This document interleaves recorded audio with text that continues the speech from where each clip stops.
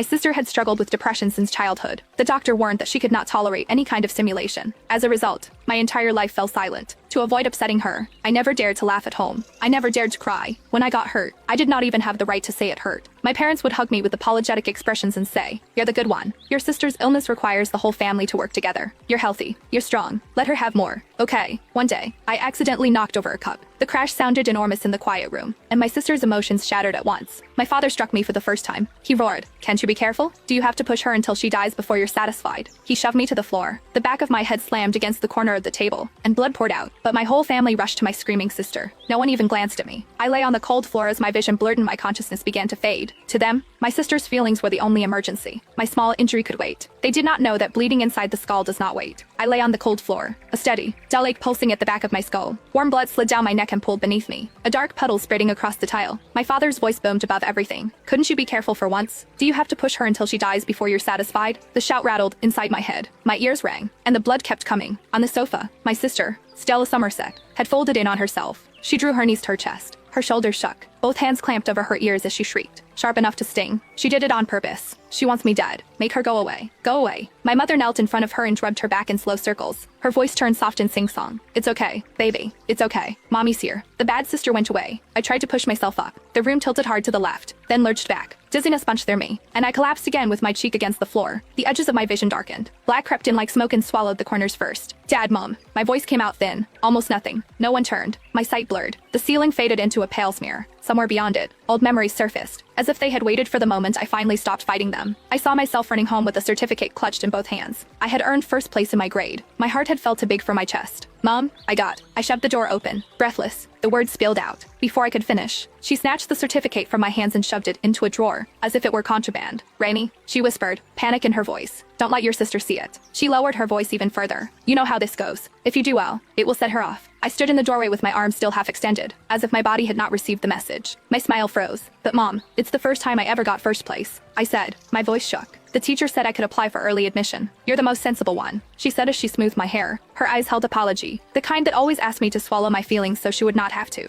"Your sister's illness needs all of us. You're healthy. You're strong. Let her have more." "Okay." I nodded and went back to my room. I forced down the lump at my throat and swallowed every bit of unfairness whole. Back on the floor, the puddle of blood had widened. It crept under my shoulder, sticky and warm. My breathing turned fast and shallow, and I could not draw enough air into my lungs. White flashes sparked across my vision. "Mom." I tried again. This time the word scraped out of me. "It hurts." My mother finally glanced over her shoulder. She frowned as if I had interrupted something important. "Rainy, stop it," she said. "Can't you see your sister is unwell?" "Wait." My sister's screaming spiked even higher. "Make her leave. Make her go away."